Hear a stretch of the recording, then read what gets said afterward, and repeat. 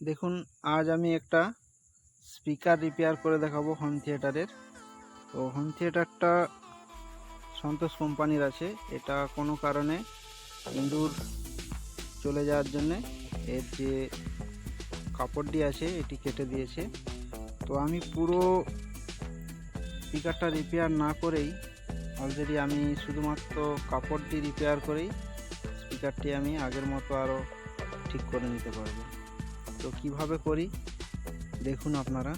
তো প্রথমে আমি যে কাপড়টি বা পর্দাটি ইঁদুরে কেটেছে সেটিকে আস্তে করে তুলে নিচ্ছি।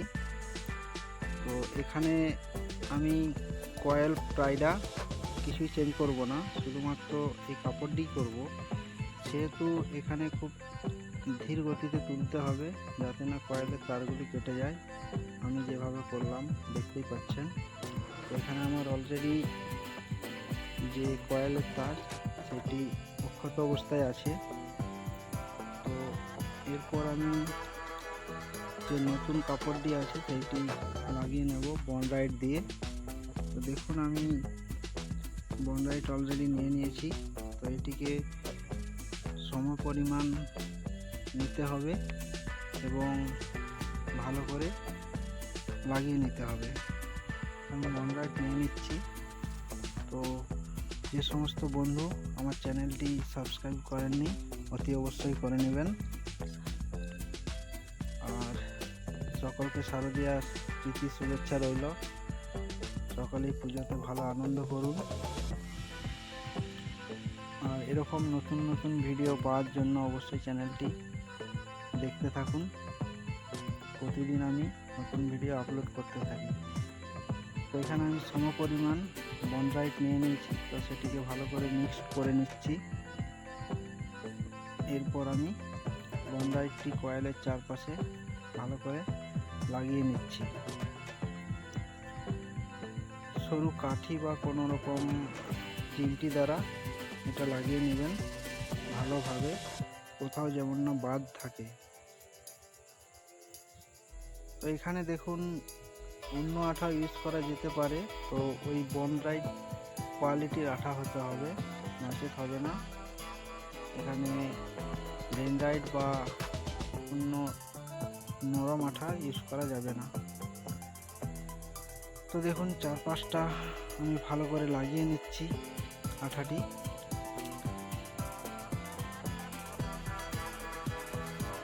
আমার আঠা লাগানো কমপ্লিট।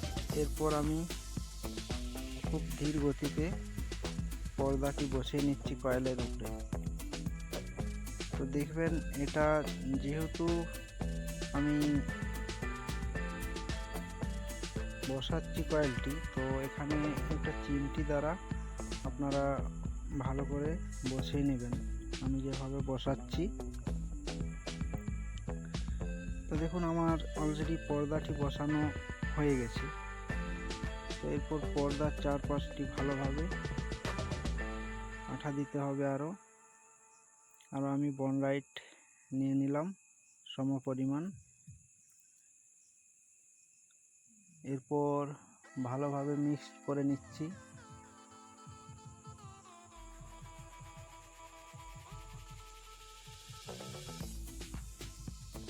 এরপর উপর পোর্শনও ভালোভাবে আমি আঠাটি লাগিয়ে দেব।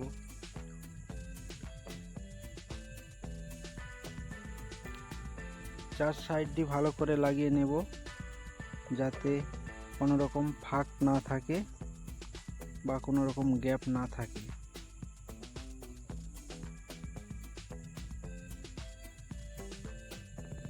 তো এরপর আঠা লাগানো হয়ে যাওয়ার পর আমি সাইডের যে পর্দার অংশ রয়েছে, উপরের অংশ, এই অংশটিতেও আমি আরও আঠা লাগাবো। তো দেখুন, আঠাটি ভালো করে চার সাইডটা ভালো করে লাগিয়ে নিতে হবে, কোথাও যেমন না ফাঁক থাকে। আমি এরপর কয়েল থেকে তারগুলি যাতে গলতে পারে তার জন্য আমি ফুটো করে নিলাম। তো এরপর পর্দার যে উপরের অংশ সেই অংশে আমি ডেনড্রাইট লাগিয়ে নিচ্ছি। 4 সাইড দিয়ে আস্তে আস্তে করে পুরোটাই লাগিয়ে নেব।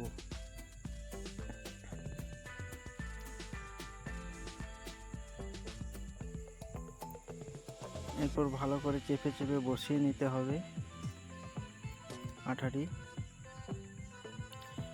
এরপর এর উপরে একটি বেড়ি আছে বা গোলাকার রিং আছে, সেই রিংটির উপরেও আঠা দিয়ে রিংটির আমি আবার বসিয়ে নেব ওই পর্দার উপরে। দেখুন আঠা দেওয়া কমপ্লিট। এরপর আমি বসিয়ে নিচ্ছি ভালোভাবে।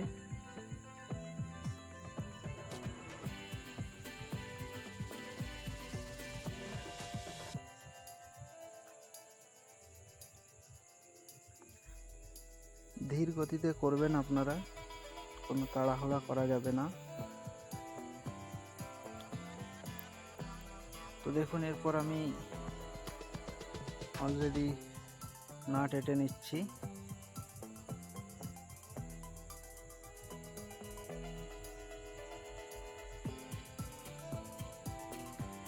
এরপর আমি কানেকশন রেডি করে দেবো, কয়েলের সঙ্গে জুড়ে দেবো কানেকশনগুলি। তো চিমটির দ্বারা এপিসের যে তার আছে সেই তারটি আমি অলরেডি পর্দার সেই পিসে পাঠিয়ে নিচ্ছি।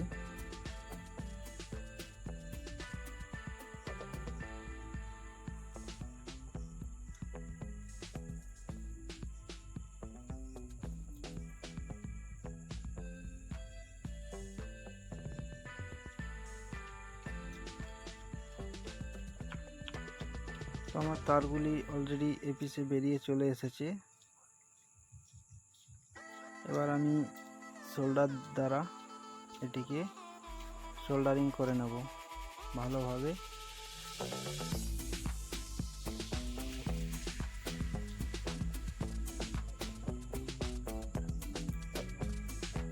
তো তারগুলি আমার মুড়ো চলছে বা জয়েন্ট করা চলছে।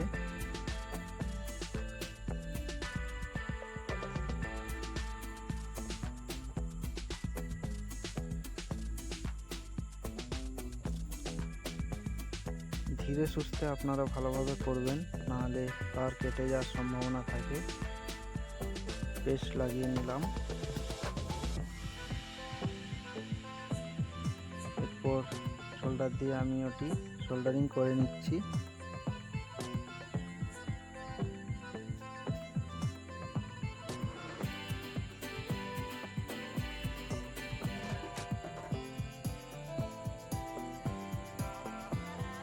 ভালোভাবে সোল্ডারিং করবেন।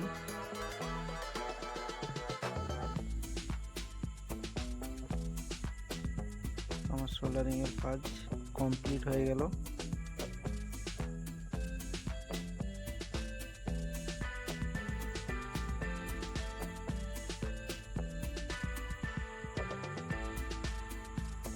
তো দেখুন একটু চেক করে নিচ্ছি কানেকশন আমার ওকে আছে কিনা। অলরেডি কানেকশন ওকে আছে আমার।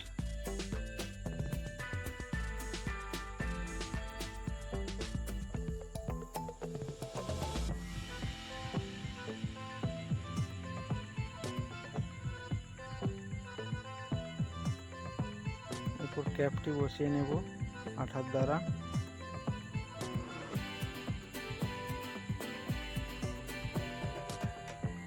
তো যে অংশে আমি সোল্ডারিং করেছিলাম কয়েলের তারটি, সেটা একটু আঠা দিয়ে সেটে নেব। এরপর ক্যাপটিকে খুব সুন্দরভাবে 4 সাইডটি আঠা দিয়ে নিচ্ছি আমি।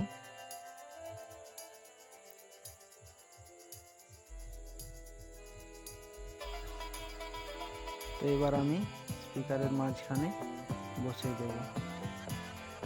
তো অলরেডি স্পিকার আমার কমপ্লিট।